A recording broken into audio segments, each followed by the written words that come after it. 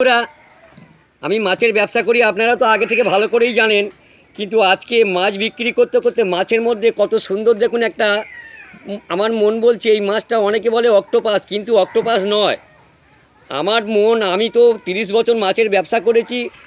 অথচ ফ্রেন্ড দেখুন, এর একটা সুর, এই আর একটা সুর, এই আর একটা সুর, আর কত বড় বড় সুর দেখুন। এই দেখুন, মানে একটুখানি মাছের কত বড় বড় সুর দেখুন। আর কোথায় গালটা আপনাদের দেখাবো, এই হচ্ছে চোখ, এই দেখুন, এই একটা চোখ আর এই একটা চোখ দেখুন। আচ্ছা, যাই হোক, এবার দেখাবো এর দেহটা। আমি একটু উল্টে নিচ্ছি, দেখুন আপনারা, এই দেখুন দেহটা উল্টে দিলাম।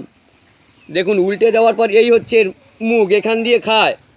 আর এখান দিয়ে এর পা আছে, দেখুন এখানে চালা করে দেখাচ্ছে, এই দেখুন এখান দিয়ে এই মাছটা পা বার করে।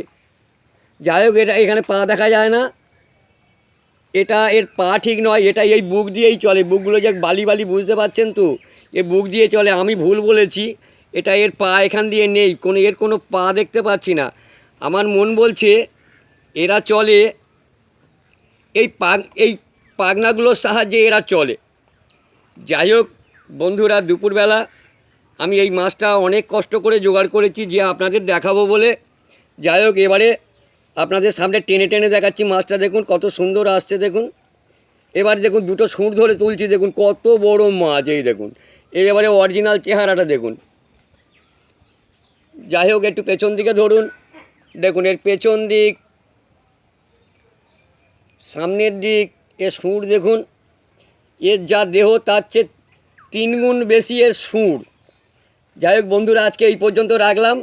আমি চেষ্টা করব আপনাদের নিত্য নতুন মাছ আনার, যেগুলো মানুষ খুব চোখে কম দেখেছে, আমি সেই মাছগুলো দেখানোর চেষ্টা করব।